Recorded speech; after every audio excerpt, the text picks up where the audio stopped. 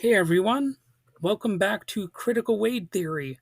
And I'm interested to see if I can do this in one take because I've been on a real streak of having to do multiple takes when I do these little episode recordings. But anyway, in this episode we're sort of going to decode the power of narrative in shaping culture, memory, and meaning, and look at the history of fairy tales. Not all fairy tales, and I'm not going to do every single aspect of the history of fairy tales, but we're going to take a pretty good look at it. So I'm Wade, and today we're looking at something we all grew up with, but maybe haven't fully understood. The fairy tales, the most famous ones, at least some of the most famous ones. The stories: a wild man in the woods, a girl in red, a wolf with way too much dialogue. But where did these stories come from? Why do so many of them seem German in origin? And what does it all have to do with memes? So let's start with a big idea. Language itself might be a meme, not the internet kind of meme, but the Richard Dawkins kind. Units of cultural transmission that evolve and spread. If that's true, and it sure seems to be true enough to me, then storytelling is the next stage in that evolution.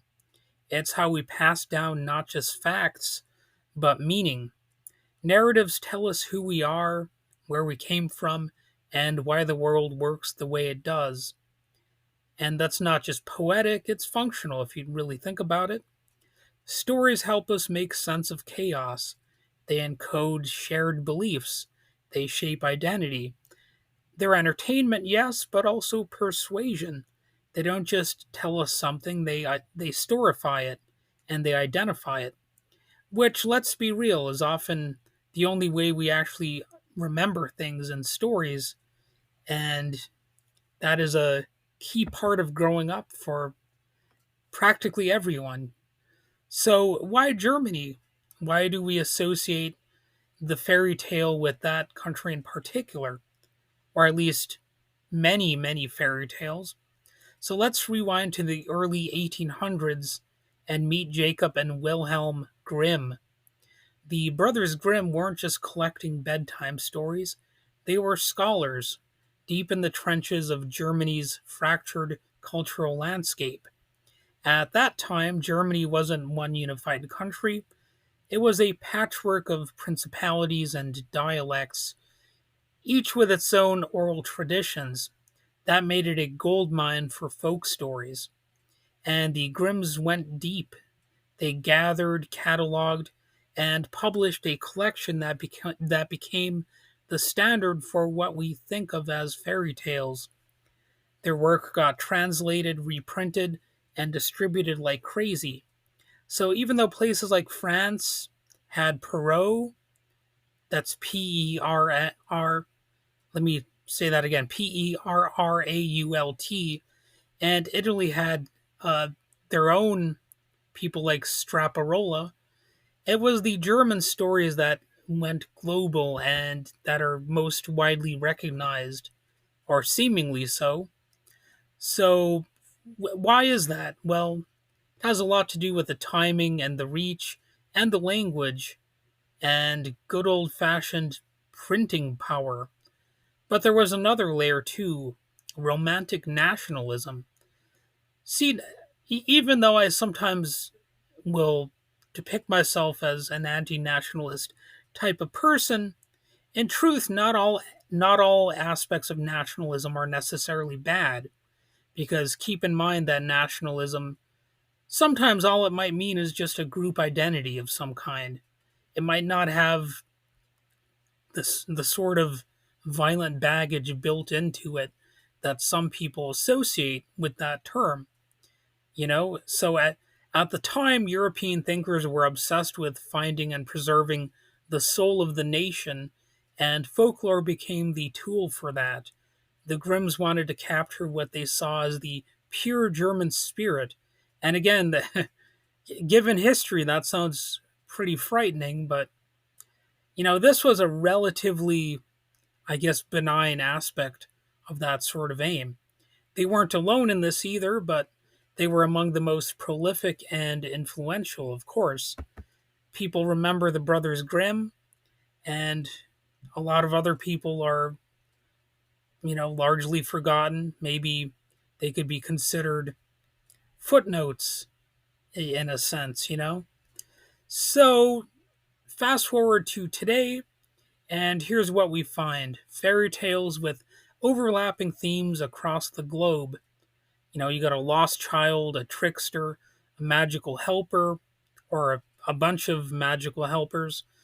And some researchers argue there's evidence of shared European roots to a lot of this, but of course, Europeans aren't the only ones who have fantastical tales. And it's also likely that these fairy tales, some of them might eventually fade into obscurity, even though they're still pretty well known now. But people might not recognize them if we're talking about hundreds or even thousands of years from now. And especially if you think about millions of years from now. So there's also human nature, which is a big factor here, universal fears and hopes showing up in different forms. So, either way, one thing is clear: no story stays still. Every time a tale is retold, the teller changes it at least a little bit. They add something, leave something out, translate it through their own culture and time. Sometimes they might even totally misinterpret the very point of the story. And, there's a danger of things getting lost in translation along the way. So even if these stories once had a single origin, that's long gone now. What we have instead is an evolutionary tree of stories, branches twisting in every direction. And honestly, that's probably the magic of it. To try to make everything stay still, to concretize everything, like to force a conclusion. That there's something naive and it may be potentially even dangerous about that, because the way the human mind evolves is very much the same way that culture evolves.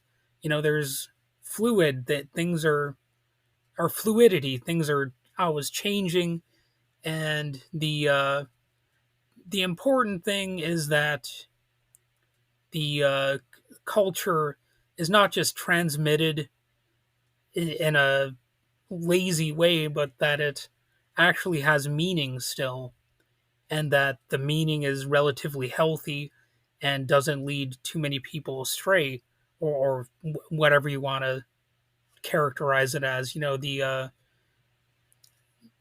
possibility is there that even a benign story could be misinterpreted and twisted and turned into something ugly that inspires, ugliness here on the earth. That's what happens to religion quite often, because if you really think about religion, it can just be a book full of stories, and the stories are open to interpretation, and some of those interpretations will be good, some of them will be bad. And the same thing could be true of fairy tales. The lessons that people learn in fairy tales could be, I guess, distorted and perverted over time, perhaps even to to in some ways justify bad behavior. And so next time you open a children's book or watch a dark reboot of an old fairy tale, think about the centuries of cultural remixing that got it to your screen. And you might want to look into the more original interpretation or presentation of that story, and do a little bit of comparison and see how it is similar or different from the more updated version. It could be an interesting experiment. It could be a valuable lesson for children. They could see that oh, this story that I like actually has some deeper roots, and that's a bit of an interesting way to learn about the world. You learn about what culture is, what stories are, and you get an idea that they're actually things that people create. They may seem larger than life, but actually we have the power to craft narratives and to basically change the world, at least the world around us, which is, a pretty powerful thing to learn. And that, of course, is one of the great lessons in life, that you actually do have some degree of power to impact the world around you. Now, there are some people out there who, of course, would want you not to believe that. But when you look at movies and TV shows and read books and stuff, sure, you could say that a lot of it is dismissible garbage or whatever. But actually, at the end of the day, there is something positive about it, because you might be reminded that the characters in these stories are able to impact the world around them, and that alone is actually an important lesson that people need to remember from time to time.